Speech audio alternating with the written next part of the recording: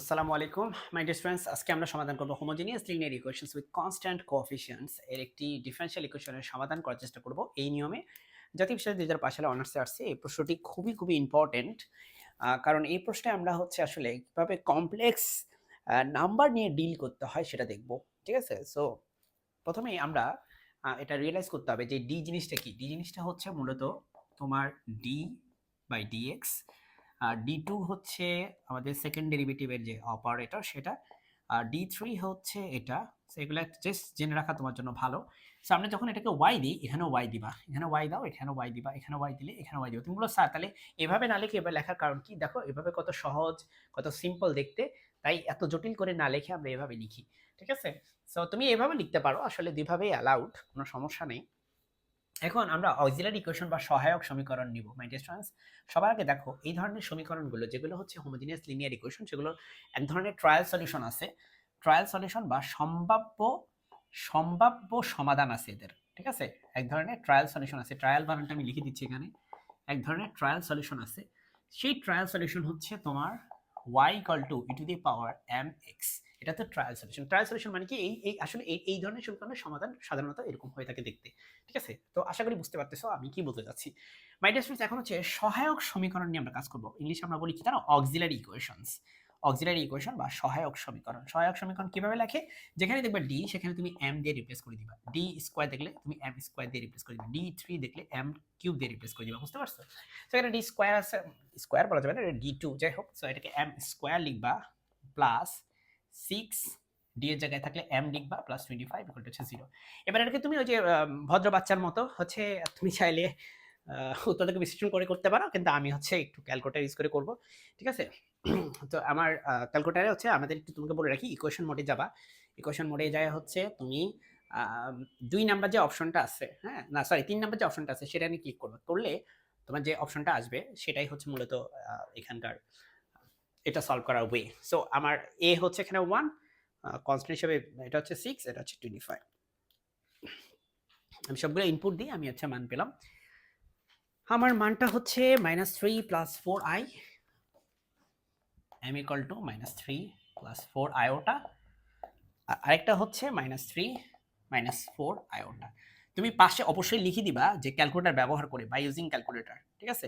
তাহলে স্যার বুঝবে যে তুমি কোনো চুরি করো নাই। তুমি আসলে ক্যালকুলেটর ইউজ করছো ভদ্র বাচ্চার মতো। তাই তুমি এত সহজে সমাধানটা বের করতে পারছো। এটা স্যার বুঝতে পারবে তখন। সো তুমি যদি চুরিও করে থাকো তাও লিখে নিও ভাই। ঠিক আছে? নাইলে স্যার বলবে যে এই বান্দা কিভাবে লিখলো এটা। হ্যাঁ, যদিও স্যাররা জানে আসলে তুমি কিভাবে লিখছো। ক্যালকুলেটর ছাড়া আসলে এটা করা কি মুখে সম্ভব? আমি তো মনে করি না। মাই ডিয়ার স্টুডেন্টস, দেখো এখন এটার যখন এরকম জটিল সংখ্যা চলে আসে বা কাল্পনিক সংখ্যা চলে আসে তখন সেটা আসলে সলিউশনগুলো কেমন হয়? ঠিক আছে? এটা একটু খুবই ইন্টারেস্টিং পার্ট। তো যদি আমার সাথে ধৈর্য ধরে থাকো তাহলে আশা করি এটা বুঝতে পারবা। এখন একটা সলিউশন হচ্ছে y1 e⁻m, m মানে হচ্ছে এই যে এটা এখানে বসাও, -3 + 4 iota into x, রাইট? আরেকটা সলিউশন হচ্ছে আমাদের y2 এখানে বসাও m এর জায়গায় এই যে এটা -3 - 4 iota i ক্যাপ, সাথে একটা এই যে x আছে। এখন আমরা জানি জেনারেল সলিউশন হচ্ছে y = হয় c1 y1 plus c2 y2, যেখানে c1 আর c2 হচ্ছে আরবিটারি কনস্ট্যান্ট বা ইচ্ছাধীন চলক, ইচ্ছাধীন ধ্রুবক। এখন c1 তো c1 থাকলো, y1 এর জায়গায় তুমি এটা লেখো। আচ্ছা, এটা হচ্ছে e⁻³ + 4 iota x, c2 into e⁻³ - 4 iota x।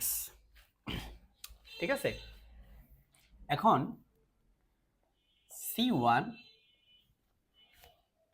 x দিয়ে এখানে গুণ করো, তাহলে এটা হয়ে যাবে e⁻³ প্লাস 4x আয়োটা, আয়োটাটা আলাদা লিখলাম, plus c2 plus e⁻³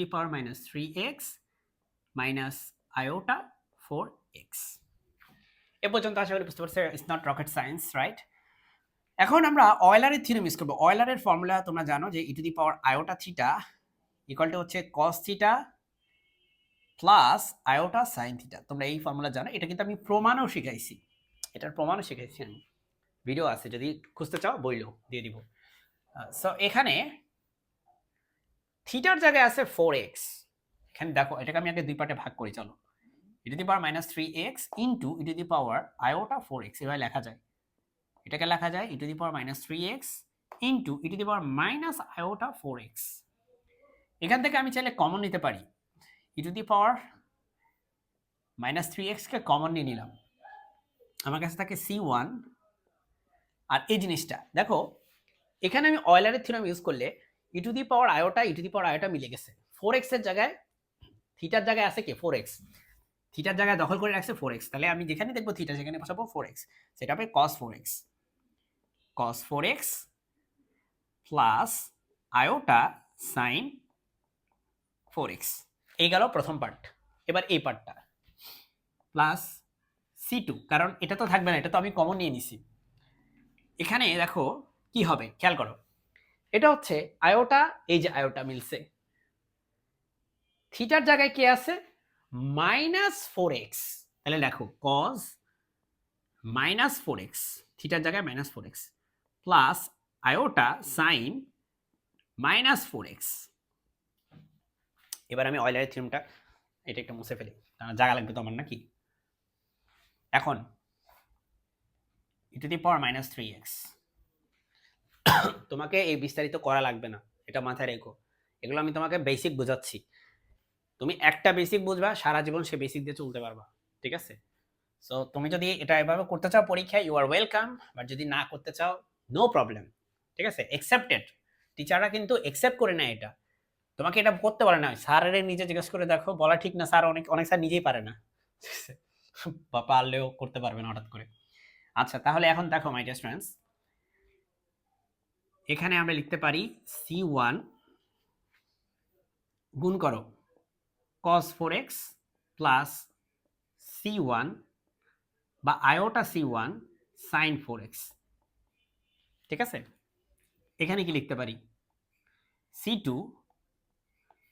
cos 4x, খেয়াল করো ব্যাপারটা বুঝো, cos এর ক্ষেত্রে মাইনাস থিটা থাকলে প্লাসই হয়, কিন্তু সাইনের ক্ষেত্রে ভিতরে মাইনাস থাকলে সেই মাইনাসটা বাইরে চলে আসে, সেটা মাইনাস হবে আয়োটা সাইন। ওরে ভাই, তার সাথে তো c2 গুণ আছে রে, তো c2 লিখলাম, c2 sin 4x, আয়োটাটা সামনে লিখলাম। এবার দেখো, এবার আমরা এই দুইটা, আমি অন্য একটা কালি ইউজ করার চেষ্টা করি। দেখো এই বান্দারে আর এই বান্দারে একসাথে লেখা যায়, দেখো কেমনে, cos 4x কমন নাও, তাহলে এটা হবে c1 plus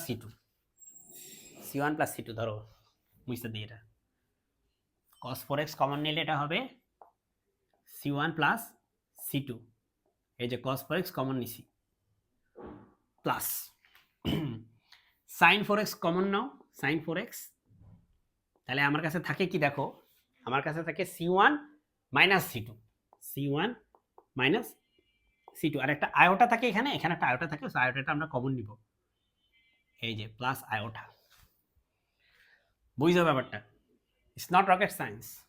e to the power -3x, এই জিনিসটাকে আমি একটা নতুন ধ্রুবক বলবো a cos 4x, আর এই জিনিসটা, এইটা হচ্ছে a, এই জিনিসটা হচ্ছে b, আমার কাছে এই পুরো জিনিসটা হচ্ছে আমার কাছে b, আমার মন চাইলো ভাই আমি ধরতেই তো পারি, সো b sin 4x, ঠিক আছে। সো a হচ্ছে কি c1 প্লাস c2, b হচ্ছে iota into c1 minus c2। ওকে, ভালো কথা। তার মানে এই যে জেনারেল সলিউশনটা, এটাকে এভাবে সরাসরি আমি চাইলে লিখতে পারি, এই লাইনটাই তোমরা সাররা লেখে, মাঝখানে এসব বাদ। সুতরাং লেখো, এখানে লেখো সাধারণ সমীকরণ, সাধারণ সমাধান। সুতরাং সাধারণ সমাধান কি হবে, ম্যাথ কত ছোট দেখছো, 3-4 লাইনের ম্যাথ।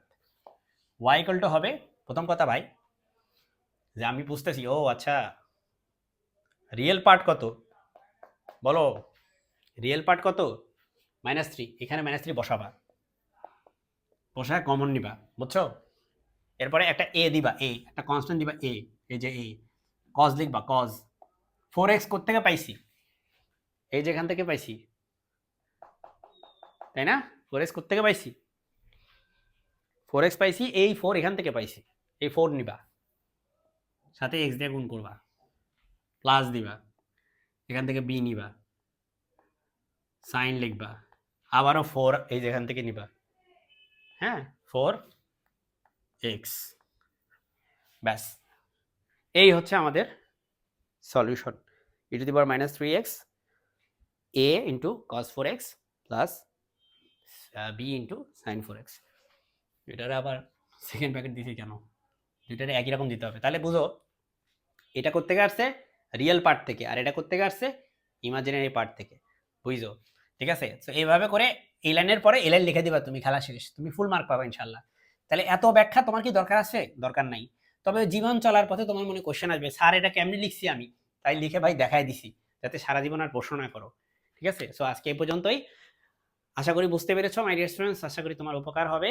আসসালামু আলাইকুম।